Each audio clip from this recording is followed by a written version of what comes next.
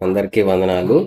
యేసు ప్రభు ఈ భూమి మీద పలికిన మాటల్లో నుంచి మనం ధ్యానం చేస్తున్నాం కాబట్టి అందులో భాగంగా ఈరోజు లూకాసు వార్త 5వ అధ్యాయము, లూకాసు వార్త 5వ అధ్యాయము 5 నుంచి చదువుతాం. సీమోను ఏలినవాడా, రాత్రి అంతా మేము ప్రయాసపడితే గాని మాకు ఏమీ దొరకలేదు. ఆయనను నీ మాట చొప్పున వలలు వేతమని ఆయనతో చెప్పాను. వారు అలాగూ చేసి విస్తారమైన చేపలు పట్టిరి. అందుచేత వారి వలలు పిగిలిపోతుండగా వారు వేరొక దోణిలోనున్న తమ పాలివారు వచ్చి తమకు సహాయం చేయవాలని వారికి చర్చలు చేసిరి. వారు వచ్చి 2 దోణులు మునుగునట్లు నింపిరి. సీమోను పేతురు అది చూసి యేసు మోకాళ్ళ ఎదుట సాగిలపడి, ప్రభువా, నన్ను విడిచిపోము, నేను పాపాత్ముడినని చెప్పాను. అనగా వారు పట్టిన చేపలు రాసి అతనితో కూడా ఉన్నవారు అందరూ విస్మయముంది. అలాగున సీమోనుతో కూడా పాలివారైన జబదయి కుమారులకు యాకోబును యోహానును విస్మయముంది. అందుకు యేసు, భయపడకము, ఇప్పటి నుండి నీవు మనుషులను పట్టువాడవై ఉంది అని సీమోనుతో చెప్పాను.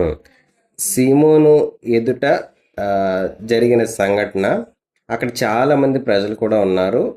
ఈ సంఘటన అంతా కూడా మనకి చాలా పరిచయం. ఎందుకంటే మనం చదువుతాము, చాలా చోట్ల వినుంటాము. దేవుని మాట ఎవరైనా పంచుకునేటప్పుడు అప్పుడు కూడా వినుంటాం. అయితే ఈ మాట ఆఖరిగా ముగించిన మాట ఏంటనంటే, అందుకు యేసు, భయపడకము, ఇప్పటి నుండి నీవు మనుషులను పట్టువాడువై యుందువని సీమోనుతో చెప్పాను. ఇది పిలుపు, సీమోను గారిని పిలిచినట్టుగా మనకు తెలుస్తూ ఉంటుంది. అంటే పిలుపు అని అంటే ఒక పని కొరకు దేవుడు మనుషుల్ని ఏర్పాటు చేసి ఆ పని వారి ద్వారా జరగాలని, వారు చెయ్యాలని ఆయన ఆశపడుతూ జరిగిస్తున్న పరిస్థితుల మధ్య ఒక్కొక్క వ్యక్తికి ప్రత్యేకంగా పిలుచుకోవడం అనేది మనకి క్రైస్తవులుగా మనకు తెలుస్తూ ఉంటుంది. అయితే ఇది అందరూ ఏం ఆలోచిస్తారంటే, పిలుపుల్లో చాలా ప్రత్యేకతలు ఉంటాయి, అవి అందరికీ కాదులే. అందులో పాస్టర్కి పిలుపు వస్తుంది, లేకపోతే సువార్థికుడికి పిలుపు వస్తుంది, లేకపోతే అపోస్తలుడికి పిలుపు వస్తుంది, మాకేం పిలుపు వస్తుంది అని చెప్పి మనం ఆలోచిస్తూ ఉండొచ్చు. అలాంటి సంఘటనగా ఇక్కడ మనకు కనపడుతుంది. అయితే ఆ పిలుపుకు ముందు జరిగిన సంగతి ఏం జరిగింది అని అంటే, అప్పటి వరకు సీమోన్ పేతురు అతనితో ఉన్నవారందరూ కూడా చాలా ప్రయాసపడి సముద్రం సరస్సు మీద చాలా రాత్రంతా ప్రయాసపడి వల వేసినప్పటికీ ఏమీ దొరకకపోతే యేసుప్రభు మాట్లాడిన తర్వాత వారు వల వేసి పట్టిన చేపల రాశి, అంటే ఒక దాన్ని వల వేసి పట్టిన తర్వాత ఏర్పడిన ఆ చేపల అన్నీ కూడా చాలా ఎక్కువ విస్తారమైనప్పుడు ఆయన ఆశ్చర్యపోయి ఒక సంగతి ఆ పేతురు గారు అంటున్నారు, నేను పాపాత్ముడను అని చెప్పి, ఏసేం మీరు నా దగ్గర ఉండొద్దు, వెళ్ళిపోండి అని అంటే, యేసుప్రభు ఏమంటున్నాడు అని అంటే, నువ్వు రావాలి, నీతో నాకు పని ఉంది, నువ్వు మనుషుల్ని పడదామని అంటున్నాడు. చేపలను పడడం అని అంటే ఒక పరిస్థితి, కానీ మనుషులు పట్టడం ఏంటి అని అంటే, యేసు ప్రభు చాలా గొప్పవాడిగా మనకు ఎలా కనపడతారు అని అంటే, ఏ వ్యక్తి దగ్గరికైనా ఆయన మాట వచ్చేటప్పుడు వారితో వారికి అర్థమైన రీతిలో వారు చేయగలిగిన పరిస్థితుల మధ్య ఆయన మాట్లాడే విధానం ఉంటుంది. అంటే వారికి అర్థమయ్యే భాషలో వారికి అర్థమయ్యే పరిస్థితుల మధ్య ఆయన ఏం చేయాలనుకుంటున్నాడనే సంగతులను బోధించడానికి యేసు ప్రభు ఇష్టపడతా ఉంటారు. ఈరోజు మనం కూడా యేసు ప్రభు దగ్గర నుంచి మనం నేర్చుకునేటప్పుడు మనం ఆయనలాగే మనం ప్రతి మాట కూడా మనకేం తెలుసు అనేది కాదు, కానీ అవతల వ్యక్తికి తెలుసుకోవాల్సింది ఏంటి, నేర్చుకోవాల్సింది ఏంటి అనే రీతిగా మనం మాట్లాడాలి. మన మాటలు అంత స్పష్టంగా ఉండాలి, అర్థవంతంగా మాట్లాడగలగాలి. మనం చెప్పే సందేశం అవతల వ్యక్తికి చేరేటప్పుడు అనుమానం పరిస్థితులు కలిగించకూడదు, కానీ వారికి చక్కటి అర్థవంత రీతిగా మాట్లాడేలాగా ఉండాలి. అందుకు పేతురు కిందన మనం చూస్తే, వారు దోణిలను దరికి చేర్చి సమస్తమును విడిచిపెట్టి ఆయనను వెంబడించిరి. ఈ మాటలు మనం పేతురు నుంచి చెప్పగలడం మనం చూస్తూ ఉంటాం.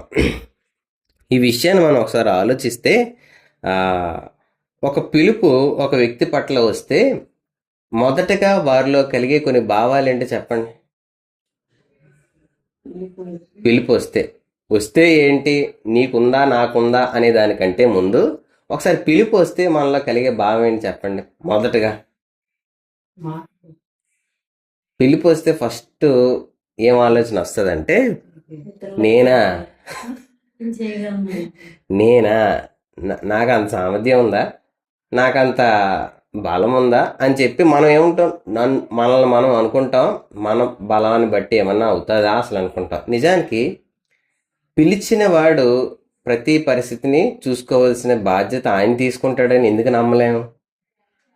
పిలుపు నీ పట్ల దేవునికి ఉంది అని అంటే మనం ఏమంటామంటే, నా వల్ల అవ్వదు, నేను అర్హుణ్ణి కాదు అని చెప్పడానికి ఇష్టపడతాం. కానీ పిలిచిన వాడు నన్ను అర్హునిగా చేస్తాడు, నా ద్వారా ఆయన పని చేస్తాడు అనే నమ్మకానికి ధైర్యానికి నన్ను నేను ఎందుకు ప్రోత్సహించుకోను. పిలుపు నీకు ఎన్నోసార్లు వినపడి ఉండొచ్చు కదా, మనకి ఎన్నోసార్లు మనకు అర్థమై ఉండొచ్చు. కానీ మనం ఏమంటామంటే నా వల్ల కాదు అని అంటాం. రెండోది ఏమంటామంటే నాకేం తెలీదు, నాకేం రాదు, నాకు అన్నీ వస్తే నేను చేస్తాను కదా. నిజానికి లోకంలో ఒక పని చేయాలంటే అతడికి జ్ఞానం ఉండాలి, అవగాహన ఉండాలి, ఆలోచన ఉండాలి, పరిస్థితుల మీద అంచనా వేయగలిగిన పరిస్థితి ఉండాలి, చాలా విషయాల్లో నేర్పు ఉండాలి. కానీ ప్రభు పనిలోకి వచ్చినప్పుడు సమర్పణ ఉండాలి. నేర్పు కంటే సమర్పణ ఉండాలి, అప్పగింపుకునే మనస్సు ఉండాలి. నా పైన ఉన్నవాడికి అన్నీ ఎరిగిన వాడు నన్ను ఆ విషయాల్లో సామర్థ్యాన్ని కలిగిస్తాడు, నన్ను నిలబెడతాడు, నన్ను బలపరుస్తాడు, నాకు కావలసిన ప్రతి పరిస్థితిని సిద్ధపరుస్తాడని చెప్పి నన్ను పిలిచిన వాడిని నమ్మి ఆయనకు అప్పగించుకోవడం రావాలి. అంతేగాని నీకేం తెలుసో నీకేం వచ్చా అనేది కానీ ప్రాముఖ్యం కాదు. మూడోది ఏంటనంటే నా బలం ఏంటి, నా బలహీనతలు ఏంటి. చాలామంది ఏదైనా ఒక పని చేయాలంటే బలాలు బలహీనతలు లెక్క వేసుకుంటారు. లోకాసువార్తలో కూడా మనం చూస్తాం. ఏంటని, ఒక యుద్ధానికే వస్తే ముందు నీ దగ్గర ఏముందో నువ్వు దాన్ని ఎదుర్కోగలవా లేదా అని చూసుకుంటూ వెళ్ళి సమాధాన పడడానికి ప్రయత్నం చేయవా, జ్ఞానం గలవాడు అలా చేస్తాడు కదా అని అంటారు. అలాగే మనం కూడా దేవుని పని చేయడానికి వచ్చేసరికి మన బలాలు ఏంటి బలహీనతలు ఏంటి అనుకుంటాం.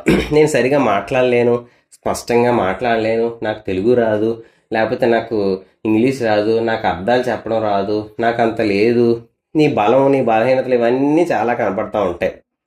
బలాలు బలహీనతలు చూసుకొని మనం ముందుకెళ్ళాలి అని అంటే ఈ లోకంలో అందరూ బలహీనలే. ఎందుకు, ఒక పనిలో ఒకరు నిపుణత గలవారు, మరొక పనిలో మరొకరు నిపుణత గలవారు, మరొకరు ఆశ్రయించాలి.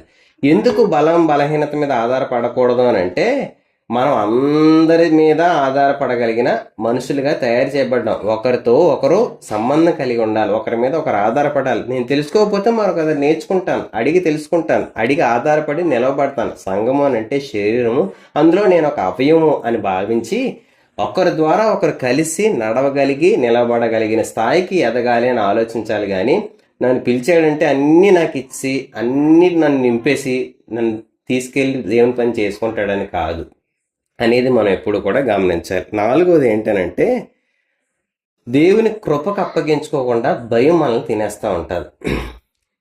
భయం పని చేయనిస్తుందా, పనిలో ఆటంకాలు కలిగిస్తుందా? కానీ కృప ఏం చేస్తుంది, నా వల్ల కాదు దేవుని వల్ల అవుతుంది అనే స్థాయికి మనల్ని ఎదిగింపచేసి నడిపిస్తుంది. ఆఖరిగా ఏంటనంటే విధేయత ఏం చేస్తుంది అని అంటే మన ప్రతి అడుగుని ఒక్కొక్క మెట్టు ఎక్కించి నిన్ను దేవుని సంబంధిగా మారినప్పుడు నీ జీవితం ఎలా మారిందో చూపిస్తుంది. ఇది ఒక వ్యక్తి జీవితంలో పిలుపు వచ్చినప్పుడు, ఆ పిలుపుకు ఆ వ్యక్తి లోబడినప్పుడు జరిగే చర్య. అయితే ఇక్కడ మనం ఆలోచిస్తే యేసు ప్రభు వచ్చి పేతురుని పిలుస్తున్నాడు, రా నేను నిన్ను ఎలా చేస్తాను అంటున్నాడు, మనుషులను పట్టు జాలరులుగా చేస్తాను అంటున్నాడు. సాధారణంగా మనకు అనిపిస్తుంది భూలోకంలో చాలా మంది ఉన్నారు కదా, ఈ జాలరుల దగ్గరికి ఎందుకు వెళ్ళాడు యేసు ప్రభు? వాళ్ళ దగ్గరికి వెళ్ళాలా? జ్ఞానవంతులు ఉన్నారు కదా, తెలివైన వాళ్ళు ఉన్నారు కదా అని మనకు అనిపించి ఎప్పుడైనా డౌట్ వచ్చిందా చదివినప్పుడు? జాలర్ని ఎందుకు పిలిచాడు, వాళ్ళ దగ్గరికి ఎందుకు వెళ్ళాడు? చాలామంది ఉన్నారు కదా. అప్పటికి మత్తయ్య ఉన్నాడు, మత్తయ్యని కూడా పిలిచాడు. మళ్ళీ జాలర్లని మొదటగా ఎందుకు వెళ్ళి పిలవాల్సి వచ్చింది అని మనం ఆలోచిస్తూ ఉండొచ్చు. దేవుడు పిలిచే పిలుపుని బట్టి పిలుపు ప్రాముఖ్యం, కానీ పిలువబడిన వ్యక్తి, ఆ వ్యక్తి యొక్క వృత్తి ప్రాముఖ్యం కాదు. అయితే ప్రాముఖ్యం కాకపోయినప్పటికీ దానికి ఒక అర్థం ఉంది. దానికి ఒక ప్రాముఖ్యత ఉంది. ఏంటనంటే ఇర్మియా 16వ అధ్యాయము, ఇర్మియా 16వ అధ్యాయము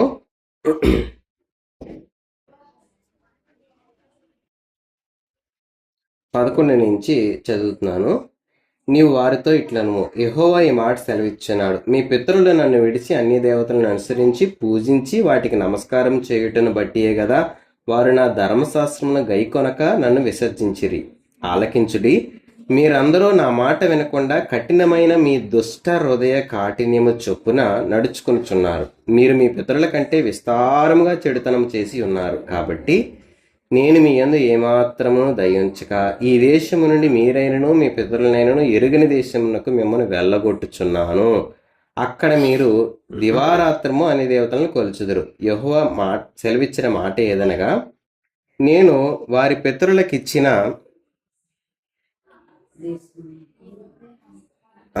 నేను వారి పితరులకిచ్చిన దేశమునకు వారిని మరలా రప్పించదను కనుక రాబో దినములలో ఐగుప్తు దేశంలో నుండి ఇశ్రాయేలీయులను రప్పించిన యెహోవా జీవముతోడని ఇక మీదట అనక, ఉత్తర దేశంలో నుండి ఆయన వారిని తరిమిన దేశములన్నింటిలో నుండి ఇశ్రాయేలీయులను రప్పించిన యెహోవా జీవముతోడని జనులు ప్రమాణం చేయుదురు. ఇదే యెహోవాకు వారిని పట్టుకున్నట్టుకు నేను చాలా మంది ఎవరిని జాలరులను పిలిపించేదను. ఈ ఇర్మియా 16వ అధ్యాయము 11 నుంచి 16 వచనాల్లో ఆ సంగతి రాస్తాడు. ఏ సంగతి? లూకాసు సువార్త 5వ అధ్యాయంలో జాలరుల దగ్గరికి వెళ్ళి ఆయన్ని పిలిచేటప్పుడు ఎందుకు జాలరులను పిలిచాడు అని అంటే ఇక్కడ ఆ విషయం రాయబడింది. ఏమని? ఇశ్రాయేలు ప్రజల్ని చెదరగొట్టేసి వారు చేసిన చెడుతనాన్ని వారిలోంచి నిర్మూలించి తిరిగి వారు పశ్చాత్తాపడినప్పుడు వారిని అందరినీ సమకూర్చడానికి ఎవరి ద్వారా ఆయన మార్గం ఏర్పాటు చేస్తానన్నాడు? జాలరులను పిలవడం ద్వారా మార్గం ఏర్పాటు చేస్తానని చెప్పి దేవుడు ముందుగా చెప్పాడు. ఈ సంగతి యేసుప్రభుకు తెలిసి ఆయన ఏం చేశాడు అని అంటే మొదటగా వెళ్ళి ఈ జాలరులను పిలవడం అనేది మనం చూడగలుగుతూ ఉంటాం. అందుకు యేసుప్రభు పేతురు దగ్గరికి వచ్చి పిలిచాడు. పిలిచినప్పుడు ఆయన ఏమని పిలిచాడు? లూకాసు సువార్త 5వ అధ్యాయం 10వ వచనంలో, అలాగనే సీమోనుతో కూడా పాలివారైన జెబెదయి కుమారులు యాకోబును అందుకు వారందరూ కూడా అందుకు యేసు భయపడ్డారు. భయపడినప్పుడు ఆయన ఏమన్నాడంటే, భయపడకుడి, ఇప్పటి నుంచి నీవు మనుషులను పట్టువాడివై హిందూ అని సీమోనుతో చెప్పాను. కాబట్టి మనం మాట్లాడుకున్నాం 5 భయాలు. అంటే నేను పర్ఫెక్ట్ కాదు, నాకు జ్ఞానం లేదు, నాకు బలం లేదు, లేకపోతే భయం వేస్తుంది, లేకపోతే నేను అలాగే ఇంత స్థాయికి ఎదగలను. ఈ 5 భయాల్లో నుంచి మనం బయటికి వచ్చి ఆయన పిలుపుకి మనం సమర్పించుకోగలిగితే, అప్పగించుకోగలిగితే, ఆయన మన జీవితంలో చేసే ప్రతి పనికి దేవుడు మనల్ని వాడుకోగలుగుతాడు. సో ఒక పిలుపు వచ్చినప్పుడు మనలో ఉండే ఇవన్నీ తొలగించుకొని ఆ పిలుపును దాటి ప్రభు మాటకు అప్పగించుకున్నప్పుడు మనం ఆ పని స్థాయికి మనం ఎదగలుగుతాం. అయితే దేవుని పని చేయాలి అని అంటే చాలా మందికి చాలా ఉండే ఆలోచనలు ఎలా ఉంటాయి అని అంటే,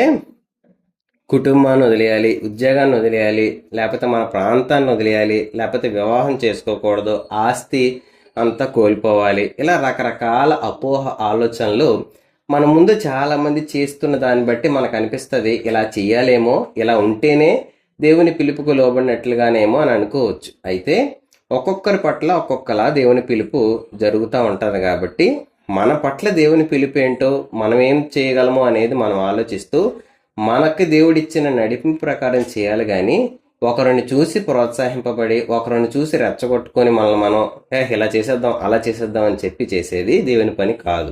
పిలుపు దేవుడు నీ దగ్గరికి, నా దగ్గరికి వచ్చినప్పుడు దాని ప్రకారం లోబడాలి. రెండోది, ఇక్కడ జాలర్లు పిలిచాడు కదా అంటే జాలర్లకే అని అనుకోకూడదు. ఎందుకు? అది లేఖనం నెరవేరడానికి యేసు ప్రభు దేవుని మాటను అనుసరించిందిగా అక్కడ చేసి అలా చేశాడు. అంతేగాని జాలర్లే దేవుని పని చేయాలి, మిగతా వాళ్ళు దేవుని పని చేయడానికి లేదనడం లేదు. ఎందుకు? మిగతా వాళ్ళు కూడా చాలా మంది పిలువబడ్డారు, వృత్తి చేసిన వారు. అయితే ఇక్కడ మనం తీసుకున్న మాటలో నుంచి మనం గమనించినప్పుడు అక్కడ పిలువబడిన వ్యక్తి జాలరి కాబట్టి అది ఎందుకు పిలిచాడు అనే విషయాన్ని చూపించడానికి నేను ఆ సంగతిని మీకు చూపించాను. అయితే ఇప్పుడు మనం మన పట్ల దేవుని ఒక పిలుపు ప్రత్యేకంగా కలిగి ఉంటాడా, ఉండడా? మనందరి పట్ల ఉంటాడా? అది మనం ఎప్పుడైనా ఆలోచించామా? నా పట్ల దేవుడు ప్రణాళిక కలిగి ఉన్నాడు, ఒక పిలుపు నాకు నా పట్ల దేవునికి ఉంది, నేను అది చెయ్యాలి మనకని ఎప్పుడైనా అనిపించిందా? ఆలోచనే మేమేం చేస్తాం, మాకు ఇంకా పిల్లలు మనవాళ్ళు వచ్చేసారు, ఇంక మేమేం ఏం పని చేయగలం అని చెప్పి మనం ఆలోచిస్తూ ఉండొచ్చు. విచిత్రమైన సంగతి ఏంటనంటే మనలో ఉండే చాలా ఆలోచనలు దేవుడు ఏం చెప్తున్నాడో ఏం చేయగలడు అనేది ఆలోచించడానికి అవకాశం ఇవ్వక, నన్ను నేను చూసుకుంటూ నేను దేవునికి ఉపయోగపడలే అని అనుకుంటాం. అందుకే నేను పిలుపు గురించి మొదట 5 విషయాలు చెప్పాను. ఇలాంటి ఆలోచనలు పక్కన పెట్టి నువ్వు ఏ వయసులో ఉన్నా నీతో దేవుడు ఏం పని చేయగలడా అనేది ఆలోచించలేకపోతే, నీకు పిలుపు అంటే ఏదో పెద్ద పాస్టర్ అయ్య గారో అయిపోవాలని కాదు, కానీ నీ పట్ల దేవుడు ఒక ఆలోచన కలిగి ఉన్నాడని మర్చిపోకుండా ఉండడం, దేవుని ఆలోచన ప్రకారం నడవడం. సో ఈరోజు మనం అది నేర్చుకోవడానికి ప్రయత్నించేద్దాం. ఒక 5 విషయాలు ఆలోచిద్దాం. దాన్ని బట్టి మనం ఏం చేయగలమో మన జీవితం ద్వారా అని చెప్పి ప్రయత్నించేద్దాం. ఎఫెసీయులకు రాసిన పత్రిక మొదటి విషయం నేర్చుకుందాం. ఎఫెసీయులకు రాసిన పత్రిక 6వ అధ్యాయము 4వ వచనం చదువుదాం. ఎఫెసీయులకు రాసిన పత్రిక 6వ అధ్యాయము 4వ వచనం. తండ్రులారా, మీ పిల్లలకు కోపం రేపక ప్రభు యొక్క శిక్షలోను బోధలోను వారిని పెంచుడి. ఏం చేయాలంట? తండ్రులారా, మీ పిల్లల్ని ఎలా పెంచాలంట? శిక్షలోను బోధలో. ప్రభు యొక్క బోధలోను శిక్షలోను పెంచడం నీ పట్ల దేవుని పిలుపు, లేకపోతే నీ పట్ల దేవుని యొక్క ఆలోచన ఉద్దేశం అని ఎందుకు అనుకోం, ఎందుకు ఆలోచించం, ఎందుకు ఉద్దేశించం? నీకు పిలుపు ఉన్నది అని అంటే ఎక్కడికో వెళ్ళి ఎవరికో పరిచయం చేద్దాం, ఎవరినో రేకెత్తించి ఎవరినో బలపరిచి ప్రోత్సహించి నిలబెట్టేద్దాం అనే ఆలోచన కలిగే మనం, నేను నా కుటుంబాన్ని మొదటగా ఆయనలో పెంచాలి అని ఎందుకు ఆలోచించాం? నిజానికి తండ్రి బాధ్యతైనా తల్లి బాధ్యత కూడా ఉంటుందా? ఇద్దరిదే ఉంటుందా? వాళ్ళని దేవుని విశ్వాసంలో పెంచాలి అని అంటే వాళ్ళు చేసే పనులు ఎలా ఉండాలో ఆలోచించండి. మంచిగా ఉండాలా, చెడ్డ ఉండాలా? చెడ్డ ఉంటే పిల్లల్లోకి ఏమొస్తుంది? విశ్వాసం వస్తుందా? విశ్వాసం రాదు కదా. వాళ్ళు ఇంకా బలహీనులుగా మారిపోతూ ఉంటారు. పర్లేదైతే ఇలా చేయొచ్చేమో. దేవుని కలిగి ఉన్న మనం ఎలా ఉండాలని దేవుడు చెప్పాడో అలాగే ఉంటే నీ పట్ల దేవుని పిలుపు అనేది ఆ ప్రదేశంలో నెరవేర్చబడతా ఉంటుంది. ఒక విషయాన్ని మనం చదువుదాం.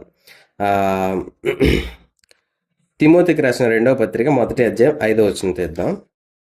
తిమోతికి రాసిన 2వ పత్రిక మొదటి అధ్యాయము 5వ వచనం. నాకు సంపూర్ణ ఆనందం కలుగుటకై మొదటి పత్రిక బాబు, తిమోతికి రాసిన 2వ పత్రిక అంటే మొదటి అధ్యాయం 5వ వచనం.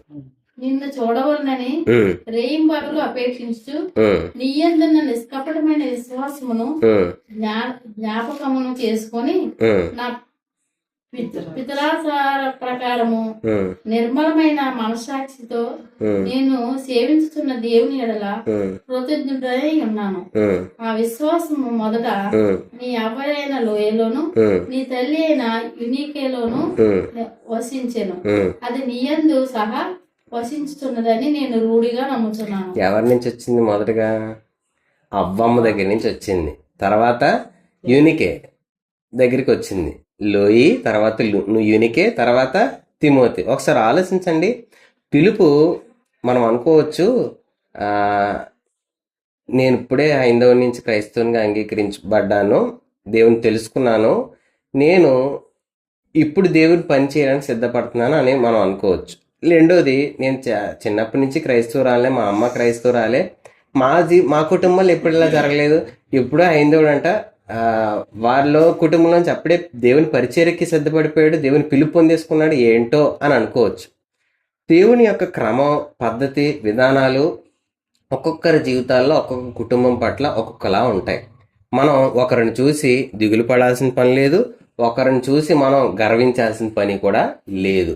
నీ పట్ల దేవుని పిలుపు నువ్వు చేయగలుగుతున్నావా లేదా, అది బాధ్యతగా నువ్వు నెరవేరుస్తున్నావా లేదా అని ఆలోచించాలి. కానీ పిలువబడిన నీకు పిలుపు ఉందని ఆలోచించు. ముందు దేవుడి దగ్గరికి వచ్చాం కాబట్టి నాకు ఒక పిలుపు ఉంది, ఆ పిలుపు ఇది అని ఒక నిర్ధారణకి రావాలి. ఆ పిలుపు ఏంటి? ఒక తల్లిగా తండ్రిగా మనం ఉంటే నేను నా కుటుంబంలో విశ్వాసాన్ని నింపగలగాలి. అది కొనసాగించి తిమోతి లాంటి ఒక గొప్ప శిష్యుణ్ణి, ఒక గొప్ప నాయకుడి దగ్గర పనిచేసిన నమ్మకస్తునిగా తయారు చేయగలిగిన స్థాయికి ఇప్పుడు మీ స్థితి ఉపయోగపడుతుందా? మీ కడుపుల్లో నుంచి వచ్చిన మీ పిల్లలు, వాళ్ళ కడుపుల్లో నుంచి వచ్చిన పిల్లలు దేవుని పిలుపు కొరకు గొప్పగా నింపబడిన సాధనంగా వాడబడగలరా అని అంటే ఏం చెప్తాం మనం? మన నుంచి వెళ్ళింది విశ్వాసం అలాంటి స్థాయికి ఉపయోగపడుతుందా? తండ్రులారా, తల్లులారా అని దేవుని మాట పిలుస్తుంది అని అంటే ఆ పిలుపు మనకు వినపడిందా? పిలుపు అని అంటే ఏదో చెయ్యాలనే ఆలోచన నుంచి నేను చేస్తున్నది దేవుని సంబంధమైన పని, నాలో నుంచి వచ్చినది దేవుని పని చేస్తుంది. నేను నా కుటుంబంలో నుంచి ఎప్పుడైతే విశ్వాసంలో నింపగలుగుతానో అది అనేకులకు ఉపయోగపడే స్థాయికి నిలబెడతాదని అని చెప్పి నన్ను నేను ప్రోత్సహించుకొని ఆ మాటకి దేవుడు నన్ను పిలుచుకున్నాడనే స్థాయికి నేను పని చేయాలి కష్టపడి. ఈరోజు ఒక పని చేసే సేవకుడు అతను సంఘం పట్ల బాధ్యతగా లేకపోతే ఈయనంటే ఎలా చేస్తున్నాడు, ఎలా ఉంటే సంఘం చెడిపోద్ది కదా అని అనుకుంటావు. మరి నువ్వు సరిగ్గా లేకపోతే నీ కుటుంబం నుంచి దేవుడు తీసుకురావాలనుకుంటారు, ఒక గొప్ప దైవజనుడు పోతున్నాడు, ఎందుకు ఆలోచించాం? ఎందుకు ఆ భయం రాదు? ఎందుకు నేను నువ్వు ప్రోత్సహించుకోవు? ఎందుకు నేను ఎలా చేస్తున్నానని నేను నువ్వు గద్దించుకోవు? నీకు ఒకరు చెప్పాలా? నీకు ఒకరు బుద్ధి చెప్పాలా? నీకు బుద్ధి నేర్పించాలా? మనం సరిచేయాలా? మనకు తెలీదు మనం ఏం పని చేయాలో? తండ్రి ఎలా ఉండాలో, తల్లి ఎలా ఉండాలో మనకు ఒకరు చెప్తే తెలుసుకోవాలి అని అంటే ఇంకెప్పుడు నేర్చుకుంటాం? దేవుని పిలుపు ఒకరి పట్ల ఏమని ఉంటుంది అని అంటే విశ్వాసం ఒకరిలో నుంచి వెళ్ళి అతనిలో నుంచి వచ్చిన సంతానం ద్వారా దేవుడు చేయాలనుకున్న గొప్ప పనిని మనం పిలుచుకునేటప్పుడు మనం ఏం చేయాలో స్పష్టమైన ఆలోచన ఈరోజు నేర్చుకోవడానికి ప్రయత్నించేద్దాం. ఇది మొదటి సంగతి. కుటుంబంలో విశ్వాసం నింపే పరిచర్య దేవుడు మనకి ఇచ్చాడు. నీకేదో పని ఉందో, ఏం చేయాలో అని ఆలోచిస్తున్నావేమో, ఇదొక పని. ఆ పనిలో నువ్వు నమ్మకత్వంగా ఉండని చెప్పి దేవుడు మనల్ని పిలుచుకున్న పిలుపుని చెప్తా ఉన్నాడు. రెండో పని ఏంటంటే అపోస్తల కార్యములు 6వ అధ్యాయం 3వ వచనం చదువుదాం. అపోస్తల కార్యములు 6వ అధ్యాయము 3వ వచనం చదువుదాం. కాబట్టి సహోదరులారా, ఆత్మతోనూ జ్ఞానంతోనూ నిండుకొని మంచి పేరు పొందిన 7 మనుషులను మీలో ఏర్పరచుకుని మేము వారికి ఈ పని నియమింతుము అని అంటే ఒక పంచే పరిచర్య చేసే వారిలో ఒక చిన్న వివాదం వచ్చింది. ఆ వివాదం ఏంటంటే విధవరాల పక్షంగా వారు తప్పుగా నడుచుకున్న రీతిని బట్టి కొంతమందిని ఏర్పరిచేయండి, వారు ఎలాంటి వారు ఉండాలని చెప్తుంది, ఆత్మతోనూ జ్ఞానంతోనూ నిండుకొని ఉంటే వాళ్ళకి పని చెప్దామని చెప్పి ఆ అపోస్తలులు అక్కడ చెప్తున్న విషయాన్ని మనం నేర్చుకోగలుగుతాం. ఇక్కడ నేను చెప్పొచ్చేది ఏంటంటే ఒక బాధ్యత మనకు అప్పగిస్తే, ఒక పని మనకు అప్పగిస్తే నమ్మకంగా, యథార్థంగా, లోపం లేకుండా దేవుని నడిపింపుతో చేయాలనే స్పృహ మనకుందా? కొంతమందికి కొన్ని పనులు అప్పగించేటప్పుడు వారినే పిలుస్తారు కదా, వాళ్ళనే రమ్మని చెప్తారు, వాళ్ళకే ఆ బాధ్యత అప్పగిస్తారు. ఎన్నిసార్లు అయినా వాళ్ళకే చెప్తారు. అక్కడ 10 మంది ఉన్నా ఆయన పిల్లండి అని చెప్పి ఆయన పిలిచి ఆయనకే ఆ బాధ్యత అప్పగిస్తారు. ఎందుకు? ఆ కాలింగ్ ఆయనకు ఉంది, ఆ పిలుపు ఆయనకు ఉంది. ఆ పిలుపు ఆయనకి పుట్టినప్పటి నుంచి వచ్చిందా, లేకపోతే ఆయన దాన్ని నేను ఈ బాధ్యతని ఇలా చేయాలి, ఈ పనిని ఇలా చేయాలనే దాన్ని బట్టి ఆ పిలుపు ఆయన పొందుకున్నాడా? ఎలా వచ్చింది ఆయనకి ఆ పిలుపు? ఈరోజు మనం అనుకోవచ్చు దేవుని మాట పిలవడం ఎలా నా జీవితంలో అని అంటే నేను దానికి తగిన సిద్ధపాటు ఎప్పుడైతే నాలో ఉంటుందో నేను పిలుపును అర్థం చేసుకోగలుగుతాను. పిలుపుకు నా జీవితంలో లోబడిన పరిస్థితులు ఆటోమేటిక్గా సంపాదించుకోగలుగుతాను. పని నా ద్వారా జరగడం నేను చూడగలుగుతాను. ఇప్పుడు నన్ను నేను దేవుని మాటకి సిద్ధపరచుకున్న ప్రతి సంఘటన నా జీవితంలో దేవుని పిలుపేంటో గుర్తించేలా చేస్తుంది. అంతేకాని ఒక స్వరం దేవుడి దగ్గర నుంచి ఎక్కడి నుంచో నాకు వస్తుంది, అది నేను విని దేవుని పిలుపుకి సిద్ధపడతాను, అప్పుడు నేను చేస్తాను అని అంటే ఎప్పటికీ నీకు ఆ పిలుపులు రావు. ఎందుకు? యేసుప్రభు ముందే చెప్పాడు, సర్వలోకానికి వెళ్ళి సర్వసృష్టికి సువార్తను ప్రకటించని శిష్యులుగా చేయండి అని చెప్పి పిలుపు ఎప్పుడో పిలిచేశాడు అందరినీ. నా పిలుపు స్పష్టత పొందుకోవాలి అని అంటే మనం చేస్తున్న ప్రతి పని క్షుణ్ణంగా పరిశీలించాలి, ఆలోచించాలి, జ్ఞానంతో దాన్ని వెతికేటప్పుడు మనం దేవుని పిలుపుని మరింత స్పష్టంగా అర్థం చేసుకోగలుగుతాం, దానిలో నిలవబడగలుగుతాం. కాబట్టి ఈరోజు ఒక పంచే పనిలోనే ఆత్మతోనూ జ్ఞానంతోనూ నింపబడిన వ్యక్తులుగా ఉండాలి అని అంటే ఈరోజు మనం చేసే ప్రతి పని ఎలా ఉండాలో ఆలోచించండి. ఒక వస్తువు ఇచ్చి పంచడానికి అంత ఉండాలా? ఒక వస్తువు ఇచ్చి పంచడానికి అంత ఉండాలా? ఆత్మ ఉండాలి, జ్ఞానం ఉండాలి, ఇవన్నీ ఉండాలా? ఒక పంచడానికి వస్తువు 10 మంది ఉన్నారు, 10 వస్తువు ఇచ్చి పంచితే బాగానే ఉంటుంది కదా. నమ్మకత్వం అక్కడే కనపడతా ఉంటుంది. నీకు తెలిసినోడు వచ్చినప్పుడు ఒకలాగా, నీకు ఇష్టం లేని వచ్చినప్పుడు నీ ముఖం వికారంగా చేసి ఇస్తే ఆడు పంచిన నీ మీద కంటే ఇచ్చినోడి మీద ఇంకా చెడ్డ అభిప్రాయం తెచ్చుకుంటాడు, ఎలాంటి వాడిని పెట్టాడేంటో అని. ఈరోజు ఒక పని నీకు అప్పగిస్తే నీ ద్వారా నీ యజమానుడికి సంతోషమా దుఃఖం కలుగుతుందా? మన వల్ల సహవాసం మేలుగా ముందుకెళ్తుందా? ఒక బాధ్యత మనకు అప్పగిస్తే ఈడికి ఎందుకు ఇచ్చాను రా బాబు అనుకుంటాడా? ఈయనకి ఇవ్వడం వల్ల చాలా లాభం కలిగిందండి, ఈయనకి అప్పగించడం వల్ల చాలా మేలు కలిగిందని చెప్పి మన గురించి సాక్ష్యం చెప్పగలరా? అసలు ఇంతకీ నీకు నాకు ఒక పని అప్పగించగలరా? ఒక బాధ్యత అప్పగించగలరా? ఒక పని చెప్తే ఈవిడ దగ్గర నేను చూసుకోవసరం లేదు అని మన గురించి ఒక బాధ్యత ఒక పని అప్పగించి ఇంక వెనతిరుగుకోకుండా ఉండగలరా? అలాంటి స్థాయి మనకి రాలేదు అని అంటే మనకి ఆలోచన లేదు. ఎందుకు? మనకి దేవుడి గురించిన అవగాహన మనం నేర్చుకోగలిగితే, మాటల ద్వారా అర్థం చేసుకోగలిగితే, ప్రతి దాంట్లో కూడా మనం దేవుని కొరకు ఉపయోగపడడానికి కావాల్సిన ప్రతి పరిస్థితికి మనం ఏం చేసుకుంటాం? తయారు చేసుకుంటాం. అలా తయారు చేసుకోవాలని దేవుని ఆశ. మూడోది ఏంటనంటే సామెతలు 24:11. మొదటిది కుటుంబంలో విశ్వాసం నింపే పని. రెండోది పని చేసే, సేవ చేసే, నీకు అప్పగింపబడిన బాధ్యత విషయంలో మంచి లక్ష్యం కలిగి చేసే దేవుని పిలుపుని కలిగిన వారిగా మనం ఉండాలి. మూడోది సామెతలు 24:11. చావుకై పట్టబడిన వారిని నువ్వు తప్పించను, నాశనమునందు పడుటకు జోగుచున్న వారిని నీవు రక్షింపవా. ఈ మాట చాలా ప్రత్యేకంగా మనం అందరూ కలిగి ఉండాల్సిన దేవుని పిలుపు. చావునకై పట్టబడిన వారిని తప్పించాలి, నాశనమంది పడుటకు జోగుచున్న వారిని రక్షించాలి.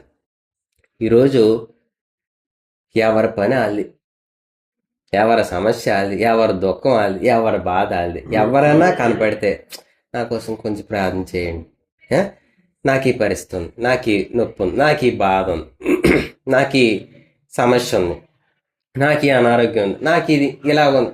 ఇంకా గోడంతా ఇప్పేసుకొని సరేనమ్మా ప్రార్థన చేస్తానంటే అదొక స్వాంతన, అదొక నెమ్మది, అదొక మనశ్శాంతి. అమ్మయ్య వాళ్ళు ప్రార్థన చేస్తున్నారులే మన కోసం, ఆ సేవకుడు ప్రార్థన చేసాడులే మన కోసం. ఏదో తెలియని నెమ్మది, ఏదో తెలియని ఆనందం మనకి కలుగుతూ ఉంటుంది. నేను రక్షింపబడ్డాను, చస్తే దేవుడి దగ్గరికి వెళ్తాను. నేను ఇప్పుడు కళ్ళు మూస్తే దేవుడి దగ్గరికి వెళ్ళిపోతాను. జోగిపోతున్నారు చాలామంది ఉన్నారు, మరణ పడకల మీద చాలామంది ఉన్నారు, ఆ మరణం కట్టు ఊగిపోతున్నారు చాలామంది ఉన్నారు. అయ్యో ప్రభువా నాకు రక్షణ ఇచ్చావు, వాళ్ళని రక్షించయ్యా, ఆ కుటుంబం ఇలా ఉంది, నాకు తెలిసిన వారు ఇలా ఉన్నారు, నాకు తెలిసిన రక్త సంబంధులు ఎలాంటి స్థాయిలో ఉన్నారు, నా ఇంటి పేరిటి వారు ఎలా ఉన్నారు, మా వీధిలో ఎలా ఉన్నారు, మా గ్రామంలో ఎలా ఉన్నారు, అయ్యో వాళ్ళు చెడిపోతున్నారు ప్రభువా రక్షించయ్యా అని నీ కడుపు మార్చుకున్న రోజులు ఎన్ని ఉన్నాయి, దుఃఖపడిన రోజులు ఎన్ని ఉన్నాయి, వేదన పడిన పరిస్థితులు ఎన్ని ఉన్నాయి. చచ్చిపోతున్నాడు కోసం యేసుప్రభు శిలువ మీద పొందుతున్న దుఃఖంలో ఆలోచిస్తా ఉన్నాడంట. నేను ఒక డాక్యుమెంటరీ ఒక విషయం చూసినప్పుడు ఒక ఆయన నాకు పంపిస్తే, తలలో కొట్టిన మేకు పొడవు ఎంత ఉంది అని అంటే సుమారుగా ఒక 4 ఇంచులు అంత ఉంది ఒక మేకు. ఆ ముళ్ళ కిరీటం ఉంటుంది కదా, ఆ ముళ్ళ కిరీటం అలాంటిది ఎన్ని ముళ్ళు ఉన్నాయో అవి నెత్తి మీద పెట్టి కొడుతూ ఉంటే నొప్పి ఎలా ఉంటుంది? సూది మామూలు సడన్గా గుచ్చుకుంటే మనకు ఎలా ఉంటుంది తలకి? అంతటి నొప్పులో పక్కన నన్ను జ్ఞాపకం చేసుకుంటే నేడు నాతో ఉండు అని అన్నాడు అని అంటే అతను దుఃఖం, అరే నేను ఇంత దుఃఖం ఉన్నాను, నువ్వు ఈ సమయంలో ఏటి అడుగుతున్నావరా అని అన్నాడా? పోనీ ఎంత బాధిస్తున్నా ప్రభా వీళ్ళు ఏం చేస్తున్నారు వీళ్ళకి తెలియదు అని అన్నాడు. వారిని రక్షించు అన్నాడు, వారిని కాపాడు అన్నాడు. ఆయన గురించి నీకు అంతగా తెలిసే మరి నీ పట్ల ఆయన కూడా అలాగే ఆలోచిస్తాడని ఎందుకు అనుకో? నువ్వు మరొకరిని నిన్ను రక్షించుకున్నాడే, నీ లోకంలో నీకు చాలా సమస్యలు కలుగుతాయి, ఇబ్బందులు కలుగుతాయి, నొప్పులు కలుగుతాయి, బాధ కలుగుతాయి, ఒకరి వల్ల నీకు నీ హృదయం గాయపరచబడుతుంది. అయినా నువ్వు ఏం చేయాలి? అతను మరణం జోగుతున్నాడు, అతను ప్రాణం పోతుంది, అతను రక్షించాలి, అది నా పట్ల ఉన్న దేవుని పిలుపు అని ఎందుకు అనుకో? నిన్ను బాధించిన వాడిని నువ్వు రక్షించడానికి దేవుని దగ్గర విజ్ఞాపన చేయాలని నువ్వు ఎందుకు ఆలోచించవు? ప్రభా ఏటి శోధన, ప్రభా ఏటి నొప్పి, ఎందుకు వీళ్ళు నన్ను హింసిస్తున్నారని చెప్పి వాళ్ళ గురించి మనం మొరపెడతామే. నీ పట్ల దేవుని పిలుపు ఆయన్ని రక్షించడానికి నేను ఆ ప్రదేశంలో ఉంచాడు, వారి మధ్య ఉంచాడు, అలాంటి ఇబ్బందికరమైన పెట్టే వ్యక్తుల మధ్య ఉంచాడు, నిన్ను నొప్పి బాధ పెట్టే వ్యక్తుల మధ్య నిన్ను ఉంచాడు. వారు ఎందుకో నిన్ను శ్రమ పెడుతున్నారు, ఇబ్బంది పెడుతున్నారు, బాధ పెడుతున్నారు, హృదయాన్ని గాయపరుస్తున్నారు, వాళ్ళ మధ్యలో ఎందుకు పెట్టావు ప్రభా? నేను ఇంకా గొప్పగా పనిచేయగలంటే నీ పిలిపే అది, నిన్న ఆ ప్రదేశంలో పెట్టిన పిలుపు సందర్భమే అది అని ఎందుకు అనుకో? ఈ మాట మనం చదివితే దేవుడు మనకు అర్థమయ్యే రీతిగా మనకు బోధిస్తే మనకు అప్పుడు మన పట్ల ఉన్న దేవుని పిలుపు అర్థం అవుతుంది. పిలుపు ఏదో చెయ్యాలని, ఎక్కడికో వెళ్ళాలని ఆలోచించే మన ఊహ. కానీ దేవుని ఊహ నువ్వు ఉన్న ప్రదేశంలో ఆయనకి వెలుగుగా ఉండాలని, నువ్వు ఉన్న ప్రదేశంలో ఆయనకు ఉప్పుగా ఉండాలని ఆయన ఆశ. ఏది కోరుకుంటావు, ఏది కావాలని ఇష్టపడతావు? పిలుపు పట్ల దేవునికి ఒక ఆలోచన ఉంది.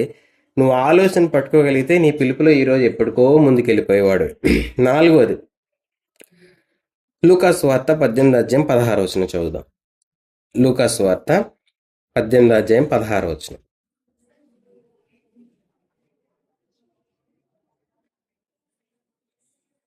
అయితే యేసు వారిని తన యొద్దకు పిలిచి, చిన్న బిడ్డలను ఆటంకపరచక వారిని నా యొద్దకు రానియడి, దేవుని రాజ్యం ఇలాంటి వారిది. 4వది ఏంటనంటే ఆటంకపరచని జీవితం మనకు ఉండాలి. మొదటిది కుటుంబంలో విశ్వాసం నింపే పిలుపు కలిగిన పరిచయం ఉండాలి. రెండోది ఒక బాధ్యత అప్పగిస్తే, ఒక పని చేస్తే, సేవ చేస్తే చక్కటి నమ్మకమైన చేసే పనివారిగాను ఉండాలి. మూడోది సంరక్షించే, ఒకరిని కాపాడే, ఒకరిని బతికించే, ఒకరిని జీవింపచేసే పని చేసే పిలుపు మనం కలిగి ఉండాలి. 4వది ఆటంకం కలిగించిన జీవితపు పరిచర్య మనం చేసేవారిగా మనం ఉండాలి. చిన్న పిల్లలకి అసలు అన్ని సంగతులు అర్థమవుతాయండి? అన్ని సంగతులు అర్థమవుతాయా?